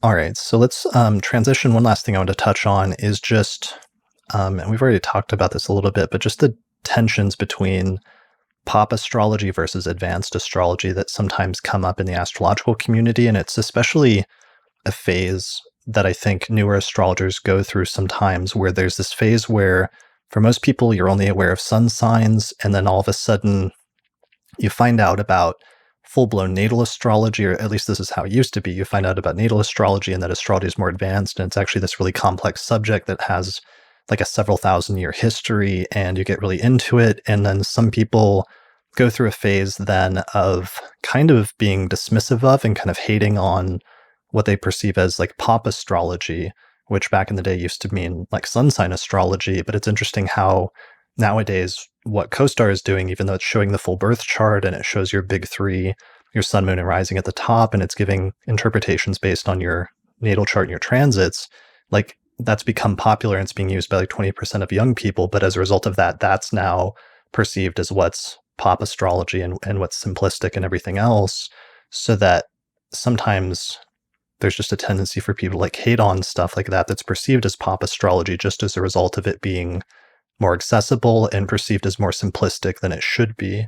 And I guess that's something you've sort of experienced, or your team, or you've been aware of, sort of like, I was wondering how much some of the negativity that's occasionally directed towards CoStar is something you're aware of and how you sort of deal with that. Yeah, I mean, I think it's cool that we've moved the goalposts. Right. Like, that's sick. I remember growing up with magazine horoscopes that were pop astrology in a different way, or pop is simplistic astrology in a different way. But, also historically, gatekeeping is part of astrology. Like, it's part of the tradition. I think I said earlier about how the old books used to like curse you with locusts, etc. if you weren't completely silent about the book. Yeah, like Valens and Firmicus have like a curse on the book that you're supposed to keep the knowledge and information secret and hidden because it's not supposed to be available to everybody, and that you have to swear an oath to only like pass it on to the initiated. Or else. Or else you get cursed, which has actually, I mean, been funny because that's been like a legitimate concern that people like Demetra and myself have had now that we're writing books about Hellenistic astrology. Like, what would Valens have thought, from the 2nd century? And the way we often come down, or the way I've often come down at least, is that I feel like Valens, if he understood the place of astrology today in history, would have wanted the tradition to persist and to continue to exist and be practiced versus to die out and to like cease to exist. Because that's what happens if something is kept too private, is that a lot of the books that he was drawing on from like Nicepso and Petasiris that were cryptic and were, sort of hidden don't exist anymore. And all we have is like his text, which drew on some of them. So that's a real concern. And I think if he had a choice, he'd want it to continue to exist. So that's where I've fallen on that. I don't know if that's my own rationalization. I may still get cursed. Maybe you're cursed. Maybe you're already cursed. I may be, but, I've done what I've done, and I hope that he would be happy with it and proud and think I did a decent job. But that's a good point. So that's always been a tension in the astrological community versus, the gatekeeping or the, keeping the wisdom secret part versus those who seek to make astrology more accessible for everybody and think that that would be a good thing or would be a helpful thing if people did know their astrology and it was more common. And it seems like that's where you're coming from more. Yeah. And I mean, I think this term pop astrology really originated with Linda Goodman, right? Like in the past 50 years, the idea that astrology wasn't practiced, no offense, by men who'd been like, whose primary occupation was like this rigorous study, but instead using it for humans. The only astrologies that are referred to as pop astrologies are astrologies that are used by or created by young women, for the most part. So I think that like sort of across the board, like things that young women are into are seen as trivial in some way, whether it's like clothes or caring, certain kinds of caring friendships, gossip, whatever. I think it has much less to do with the simplicity itself. So you're concerned that some of the like criticisms and attacks on pop astrology over the past few decades since astrology has had its revival in the West, at least in the 20th century, have been partially because it's something that's started to become associated with women more or with like younger women? For sure. And I mean, even going back to antiquity, right? I'm pretty sure this is one of the big astrologers was complaining about how some woman in court saw so many astrologers that she became an astrologer, and he's like making fun of her. Like there are these instances from antiquity of like the same humor. Yeah, you're citing things from my book again, which I'm actually flattered by, but it's like an anecdote from my book, but it's from the 1st century poet Juvenal, who wrote in Latin, and he wrote this satirical statement about how there were women who were consulting with astrologers so frequently that they started being consulted themselves, and that they wouldn't leave the house, he said, unless they looked up the ephemeris placements and the electional rules from Thrasyllus. So it was kind of like mocking what I sort of inferred was probably a real thing, which is that there were probably some women in upper class Roman society that were regularly consulting with astrologers who would tend to be male, but they would gain enough knowledge and wisdom that they would themselves eventually become astrologers. Yeah, exactly. Yeah, so so one of your points is there's been a tension there, and there's been a gender component, and it's been interesting in the 20th century how that has flipped suddenly from something where until the past century we didn't really even have the names of many women who are astrologers, but now all of a sudden it's a field where it's both dominated by women in terms of them being the primary practitioners and also primary consumers of astrological content in terms of the media and other things like that.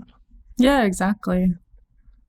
Do you know, I don't know how much you can talk about statistics or anything like that, but what the gender breakdown is in terms of the number of like men versus women that use CoStar?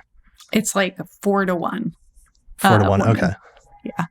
That sounds about right in terms of like other stats that I've seen elsewhere, like my own YouTube channel where I think it's something like that as well. Yeah, exactly. Okay. So, all right. So tensions between pop astrology and advanced astrology, huge shift in terms of that over the past century.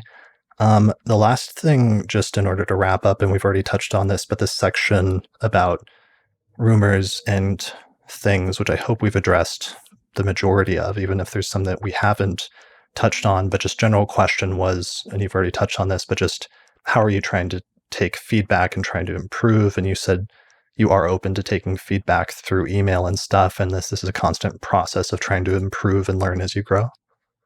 Yeah, exactly. I mean, we talk about feedback constantly. We're constantly making changes to the content, less so to the app, honestly, because we're currently very focused on just keeping it up. And like, you know, we're trying to grow, trying to make something that gets better and better. And ultimately our goal, and I think this is maybe where a lot of this stuff comes from, is like our ultimate goal isn't to become the perfect astrology app. It's to really build a tech product that brings people closer together and gives them the language to have more meaningful conversations. That's really interesting. And that's a much different goal necessarily than like a professional astrologer would have. Sort of like, as we were joking at the beginning of the interview, you know, this is not, you're not trying to design an app that like Rob Hand or Stephen Forrest can like whip out in order to do a consultation. Like that's not necessarily the point, but you're designing something that is accessible to the masses and to non-astrologers in order to bring some level of astrological insights into their life and give them something to do with that that's meaningful and useful. Yeah, exactly. And I mean, I think it bleeds into a larger philosophical question, which is like, why is astrology important? Or why is astrology cool? Mm. And I think there are a bunch of different answers to that question. But my answer, and I think the CoStar team's answer, is very much that it's about reflection and connection. What is the connection part? So that's something, because you mentioned that, and I know I was going to ask you about where your plans are in the future to take the app. And you've mentioned a few times this like social component and like almost like community building as being an important keyword for you. And that actually reminds me of a placement in the CoStar birth chart that we were looking at where the traditional ruler of the ascendant was in the 11th house in both, I think, whole sign and porphyry houses. So what is the community component or what's your idea there? Well, I think the really broad idea that already exists is that astrology fundamentally functions as a language, right? It's a lot easier to say I was going through my Saturn return than to say I was having a really rough time. And I think there are a lot of ways that those kinds of conversations can bring people closer together and like make it much easier to talk about things that are really hard to talk about. And I've experienced this in random elevators and also while having a deep conversation with a friend. And I think that's the most magical part of astrology, is that like magical feeling you get when you're talking to somebody and you can break through small talk into something real. Right. You're switching to another language and it becomes a shared language that you both speak, but then it's also something that's like penetrating to a deeper level of insight about conveying something that you're actually feeling or going through at the time than might be possible through your other normal language. Yeah. And I mean, you know, obviously I'm like a self-deprecating Scorpio who like word vomits so that no real conversation can happen. But there's something magical about how it creates space for that more emotional, intimate communication. Yeah, that makes sense. And I mean, along those lines, one of the things that's been just wild for me to see over the course of the past few years is how it went from, the general public, if you asked somebody for their sign, they would just say their sun sign and that's all they would know. And now all of a sudden, it's not uncommon, like people to know their big three. And I have to think that apps like CoStar and their success over the past few years have been partially responsible for that, and the extent to which a greater level of astrological understanding has been diffused or sort of like penetrated the general consciousness or of not just people in the world in general, if that makes sense. Yeah, for sure. I mean, yeah, and I think across the board, like I think rising tide raises all ships. People who didn't previously know the sun sign of the random person they were flirting with now know the sun sign of the random person they're flirting with. People who previously were only really familiar with their sun sign now know their moon and their rising. People who knew their moon and their rising now know their Venus and Mars, and so on. Yeah, and therein for me, and this has been an ongoing conversation on the Astrology podcast for years, in terms of that tension between advanced astrology versus quote unquote pop astrology, and the people that argue against pop astrology, is one of the issues with that is that popular astrology, whatever that means, however you define it, is the thing that keeps astrology alive and keeps it in people's consciousness and creates some room for astrology in society to some extent. And despite whatever its limitations are, if it's not giving people the full picture, it's still telling people a lot more about astrology, and it's keeping the conversation going as a conversation in society much more than it would otherwise. And that's actually increased and I think overall been a good thing over the past few years rather than a bad thing. For sure. And again, like, I don't have this esoteric view underlying my love of astrology. So I feel like it's equivalent to, math, where it's like, does taking crappy math classes in high school harm people's love of math? I think that's like maybe a similar question where in a sense, I think it does, because the math you learn in high school, it's generally taught by somebody who doesn't really understand the underlying fundamentals of math. And I think it sometimes turns people off, but also it creates routes for people to get deeper and deeper into math if they want to. Maybe that wasn't the best example. No, that was actually, that was a perfect analogy, just because, there will occasionally be somebody where that presentation rubs them the wrong way and maybe they do get turned off by it. But for a lot of people, that may be their entryway into math, and that's the gateway for them to learn the more advanced forms. And that's usually how it is with pop astrology. And that's usually where I land in that argument of, is pop astrology okay? Is that ultimately that is people's gateway for 90% of people that do get serious about astrology and become professional astrologers.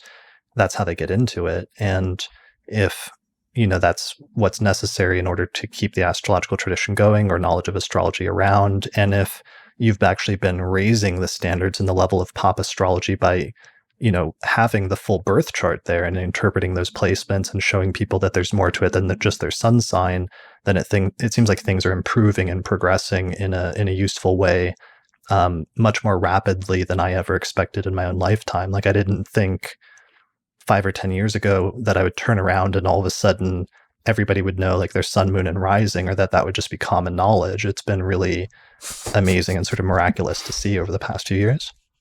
Yeah, I mean, and it's really fun. Like, there's some level on which I just wanted CoStar to exist because I just want to ask random people and get their full birth chart, and it's a little bit awkward to be like, so do you know when you exactly were born? You might have to text your mom. It's much easier to just be like, just add me on this app, no problem. Just download it, put in your info, whatever. Yeah, well, and because so many people have it, oftentimes people will be like, yeah, I know my sun, moon, and rising, of course, or they'll whip out the app and they'll show you the placements or what have you. And that's been really interesting to see over the past few years. So that's maybe the counter argument to those that are more down on popular astrology or the popularization of astrology through things like astrology apps, in addition to other websites or what have you. Yeah. And I mean, the other piece of this is like, we get a boatload of feedback from people who aren't that into astrology, who compare the app to their therapist, their best friend, like a board meeting with the universe. And that's extremely tender. And you don't need to know astrology to have that experience. And the question is how to get more people to have that experience, right? Right. And I think this came up at one point, but one of the questions that some different people asked was what like obligation do you feel like you have, if any, to help teach people astrology more, or to let people know that there's more to astrology, or help guide them in terms of learning more about astrology, or any obligation to the astrological community itself versus other motivations or things like that? Is that ever a consideration that goes into the app or any of your future plans with it? So I feel a responsibility to astrology itself and the system. And I think second to that, I feel a responsibility to the many, many, many young people who use the app. I think the astrology community is interesting and friends and people we care about, but it's ultimately not our core goal. It's like, what's a good? It's like asking an elementary school teacher the degree to which they feel responsible to the to university professors. Like, it's like, obviously, in a sense, we're pushing people towards, but the point isn't to create education for the university professors. It's for the students, for the like people using the app. Right. That makes sense. Just in terms of who your actual audience is, and recognizing that versus, I don't know, more advanced astrologers misperceiving that they're supposed to be the audience or something like that. Yeah. And I mean, like, I think that more advanced astrologers can use the app, but they're not going to use it to do readings. Like, that's, again, it's like using a spoon for heart surgery. I can't imagine that. And again, I don't know how super young astrologers are doing this. I've never had a reading with a super young astrologer. Who have you had readings with? Alice Sparkly Cat, Hannah Her on our team, Robert Hand, which was extremely cool. That's cool. And I think you said on the Reddit AMA that was within the past year or something. I feel like it was a little longer ago. Okay. I'm not sure. I could be misremembering that, so don't take my word for it. It was when we were in the new office, which was sometime after April 2 years ago. Okay. Sometime in the past 2 years. Post-corona. Pre-corona. So yeah. Before the world fell apart. So you have had readings from different astrologers. You've been studying astrology for a long time. You do pay astrologers. That was a weird rumor that's sometimes going around that you don't pay astrologers, which is not true. Obviously, you have people on staff. What are your plans for the future? Let's say all of the problems and all of the like issues you've had with scaling the app are solved tomorrow. What are some of the things you want to implement in the long term, or just like, ideally, maybe I shouldn't even ask that in the sense that you've got like a lot of stuff to handle and to get things stabilized, but where could you see it going in the future theoretically? I would truly die of happiness if all the scaling problems were fixed tomorrow.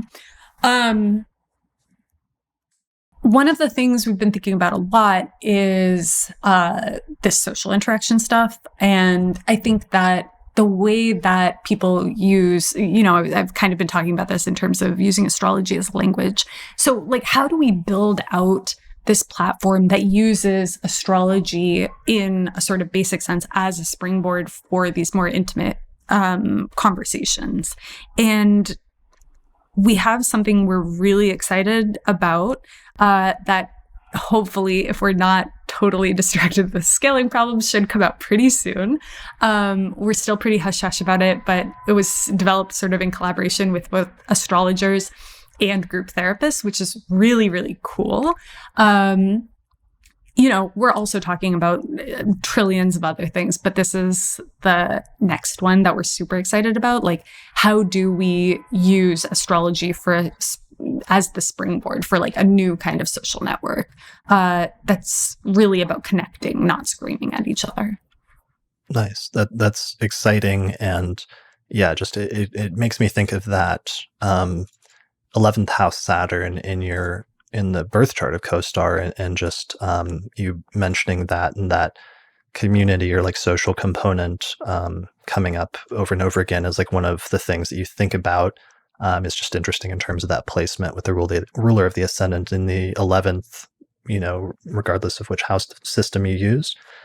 So that's very cool. House systems, so we talked about that. You do have the poles, so it's like if people want to request Placidus or whole sign, they can continue to, they can if they want through that pole. And perhaps if you got a huge amount of feedback, maybe at some point down the line, you'll like integrate new technical features or stuff like that, but it's not a huge priority at the moment. Yeah. And I mean, so my question is less like, how do we, I personally think that like what's the more important missing parts are aspects above all, having more of like, I keep using these math metaphors, showing our work, and like giving people, I think this part of the app that I showed you earlier where you can trace your top transit and then you see the astrological language. Yours was like Mercury, semi-sextile moon or something like that. And really giving people ways to understand what they're seeing, which I think is really cool from a user perspective, even if you're not an astrologer, and is also cool if you're an astrologer. And I think in a lot of ways, the ways that I think about this stuff is like the ADA got passed, Americans with Disabilities Act got passed in the early 90s due to like very extreme hard work of activists in the 80s coming into the 90s. And one of the key things they fought for was the cut curbs, like the ramps to get onto sidewalks. And what's cool about that kind of accessibility is that it's good for a small niche of people, but it's also good for everyone else. Like we've all used those cut curbs when we're, hurt your leg or are pushing a suitcase or pushing a stroller or whatever. And so my question is always like, how do we build features for a small subset of people that are super focused on a small subset of people, but are actually useful to everyone, and that create a kind of accessibility that makes CoStar better for everyone. Yeah, that makes a lot of sense. And thinking about what changes like that you would get the most mileage out of, or which would be the most useful and applicable to the widest range of people. Yeah, exactly. Okay. One of the last things was, what are some technical issues that came up that you didn't anticipate or that were interesting? And in the like notes we were collaborating in putting together an outline for this, you just have like crying emoji below that question. If I had to sum up my past, 3 years at this point in a single phrase, it would be, these are good problems to have. It's we're so lucky to be a bunch of people who didn't like previously build Google or something, building something that a lot of people really care about. Also, all of the technical issues are really hard. We're hiring. If anyone listening to this podcast is an engineer, iOS, Android, Haskell, DevOps, we're on AWS. Please write to us, jobs@costarastrology.com or costarastrology.com/jobs. Sorry for advertising this. No, Chris. I'm more worried that you're actually going to get like a deluge of emails in putting that call out, but that's fine. If you're looking for people, I'm sure there's people listening that would be interested. I know there's also, I saw a page where you're sometimes hiring astrologers for just astrological knowledge as well. Yeah, we're currently hiring a technical astrologer. We're also hiring a creative writer and a data analyst. And I think there's maybe one more role that I've forgotten about in the past minute. Okay. But people can. But we're also hiring for it. CoStarAstrology.com/jobs. Jobs. Okay. So people should check that out. Let's see. Other question. There was one random one that was through Twitter that was good, but I didn't know how to phrase it. But it was like, you've had some outside funding. To what extent has that put any tensions? Has there been any tensions between like wanting to make something that continues to grow and flourish and is profitable, or getting that sort of funding and having to move in the financial world versus what your original intentions were for the app or anything like that? Or how has that been over the years? Because it's like most astrologers don't have any conceptualization of what that is like, having an app or a program on that scale where you're talking about like venture capital and things like that. Yeah. So just like a quick sort of background here. The concept of venture capital is that you sell a piece of the company to people called venture capitalists. They're rarely investing their own money. They're usually investing the money of very high net worth individuals, banks, colleges, university endowments, hospitals, etc. And in trade, they mostly have a stake in the company. So if you sell the company or go public, they get minimum 2x the money they put in. And they have some degree of control. Currently, CoStar is CoStar controlled, meaning that I think basically what our board can do is fire me and prevent or encourage a sale of the company.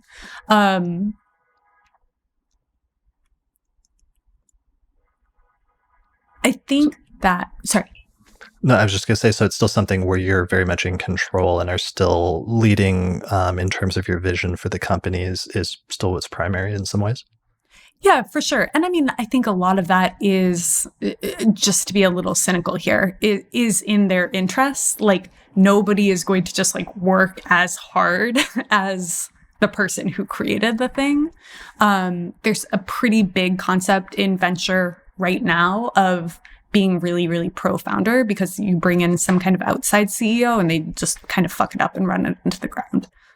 Yeah, because it sounds like with that setup that they're betting on you in the first place. They think that you have a good idea and a good vision for this, and they think that you're going to be able to pull it off. So they're investing in you because they think you're going to be successful. And if you're successful, then they'll be successful as well. But that's really then like a vote of confidence for you and what your vision is as you've outlined it at some point early in the history of the company. Yeah. And I mean, obviously we've, again, been really lucky. Like, we've raised 2 rounds of venture at this point. Both were led by women of color, two of the very, very few women of color in the venture world. And I really genuinely like both of them. And I think that for other people, other companies, they haven't been so lucky. So that's certainly part of it. And, one of the, again, really lucky things of CoStar growing really quickly is that we kind of had pick of the litter. So I think that helps a lot. Right, because there were other apps that have been started over the past 2 years that have also been semi-successful, but yours was one of the earliest in terms of that wave of both when astrology was getting suddenly very popular, but also when people started making larger astrology apps that were getting outside investment. Yeah. Okay, cool. That makes sense. All right. Well, we've covered pretty much like all of the main questions. You had some different like subtopics that you said we could mention, but one of them that might be good and relevant at this point, unless there's something else we should touch on that I'm totally forgetting if you want to point it out, but you had mentioned something about what is the future of astrology, which is a really big question, but it's kind of a relevant one when talking to you just because you have not just your pulse on things and have some like leading role in that, or the potential to play a leading role, but it's an interesting question to talk about, just like where astrology is going to go in the next 10 years or what have you. Um, you said like the social component is very interesting, but what are some other things that you think about in terms of that? Well, so I actually kind of put this because I want to know your take. I have sort of an optimist take and a pessimist take. My optimist take is that there's been this sort of breakdown of consensus reality over the past decade or so, largely due to the internet. Perhaps astrology will be something that brings us back together.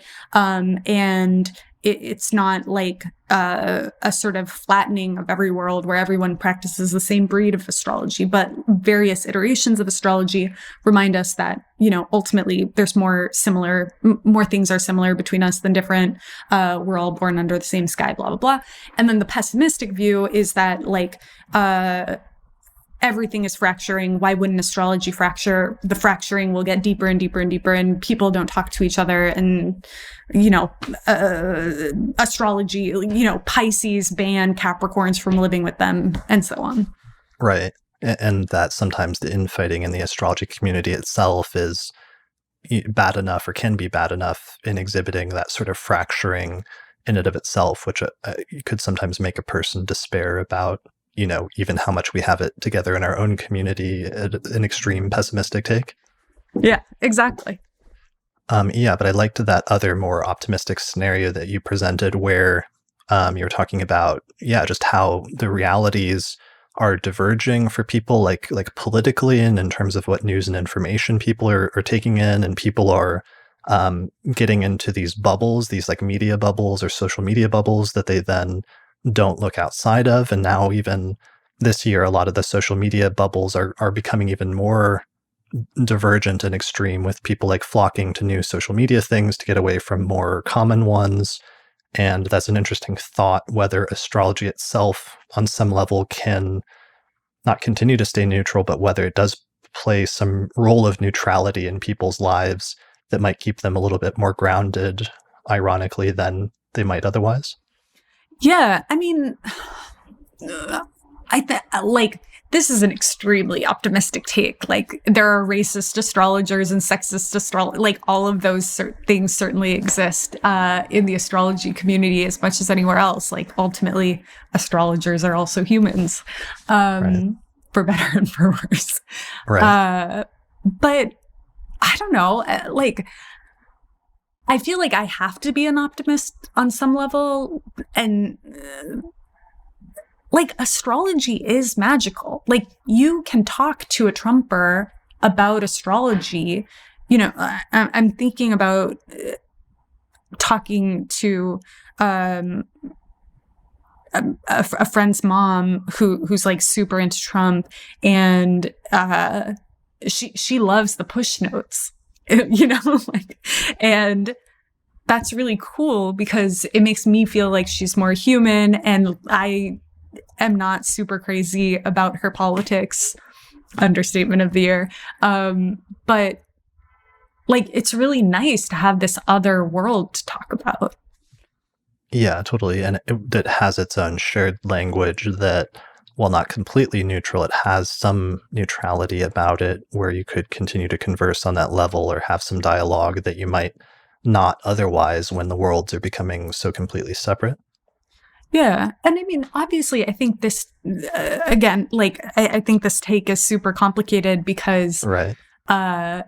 This instance I'm talking about, she's like, my friend's mom isn't like trying to do violence to me. It's not like she's assaulting me in the street and I'm like, let's talk about astrology, stop hitting me. Right. This is just like a slightly awkward situation where I'm just like, have you gotten a push notification today? And there's a huge difference between lived violence that so many people experience and like what I'm talking about, which is like an extraordinarily privileged situation that is nonviolent and very minorly awkward. But a journey of 1,000 miles begins with a single step, Yeah.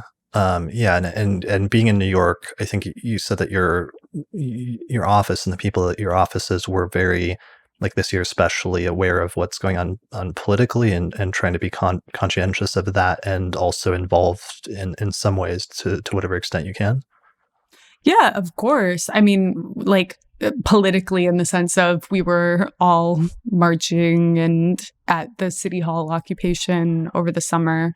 But also, I think, hyper aware of COVID in a way that I don't think, for instance, people in Texas, where I'm from, are aware. Like, they weren't surrounded by like images of humans being loaded into refrigerated trucks for 2 months last spring.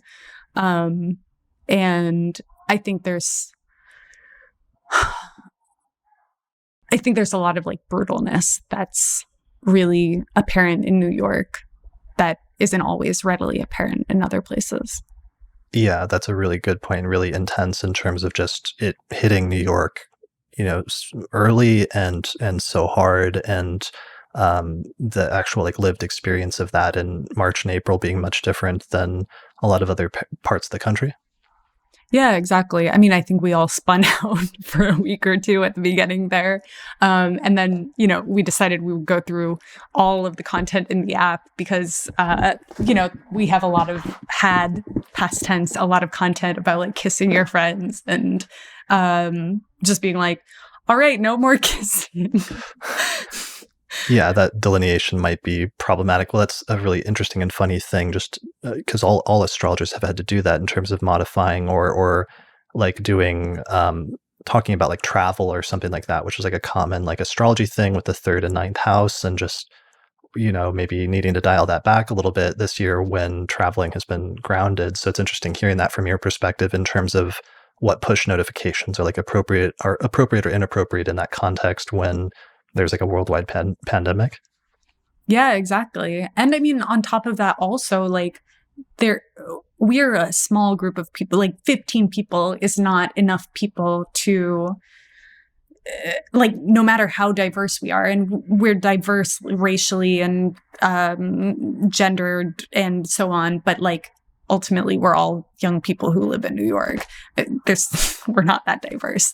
And thinking about like how what we say is going to be taken in Turkey, where the government is lying like completely about how much COVID there is, and there are just random shutdowns of the roads, and it turns out your city is quarantined and you can't leave. And trying to figure out like how do you talk about that complexity to this many people? Is a kind of psychotic, crazy, overwhelming feeling. Yeah, that is crazy. So because the app it's not just being used in the US, it's being used by people around the world at this point. Yeah, I think it's like 192 out of 195 UN recognized countries. So we're missing Eritrea, North Korea, and Tuvalu.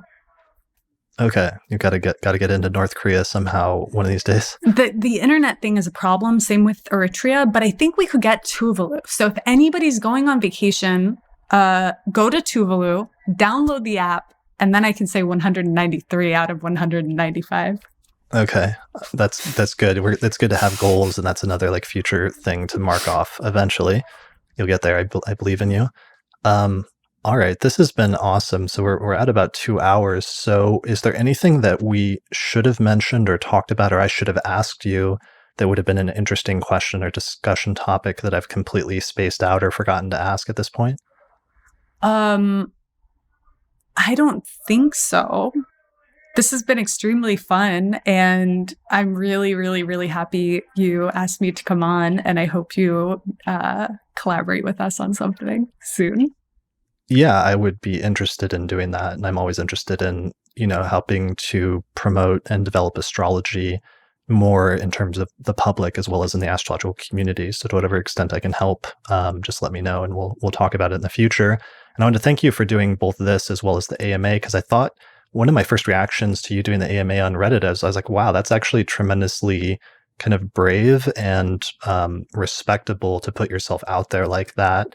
And I think in retrospect, even more so now that I know that you're more of a private person, that it's even more I have more respect for you in terms of doing that in order to answer some of the criticisms and both acknowledge some areas where you made mistakes and you're still learning and growing, as well as some areas where there's just misconceptions, but nonetheless to like do that AMA or to come on here and do this interview. I just respect it and appreciate it and wanted to say that. So thanks a lot. Thanks. But obviously, doing the AMA felt a little bit scary. This is just scary because you're Chris Brennan. Okay. Well, thanks a lot. I appreciate it and good luck in the future. Good job and keep it up and keep doing what you do. And yeah, thanks a lot for joining me today. Thank you. Bye. All right. Thanks everyone for listening to this episode of the Astrology Podcast. I guess that's it for this episode. So thanks for watching and we'll see you again next time. Thanks to all the patrons that supported the production of this episode of the podcast through our page on Patreon. In particular, thanks to the patrons on our producers tier, including Nate Craddock, Marin Altman, Thomas Miller, Catherine Conroy, Michelle Marilot, Christy Moe, Ariana Amor, Mandy Ray, Angelique Nambo, Sumo Kopic, and Nadia Habhab. For more information about how to become a patron or have your name listed in the credits, please visit patreon.com/astrologypodcast. Also, special thanks to our sponsors, including the Northwest Astrological Conference, which is happening online May 27th through the 31st, 2021.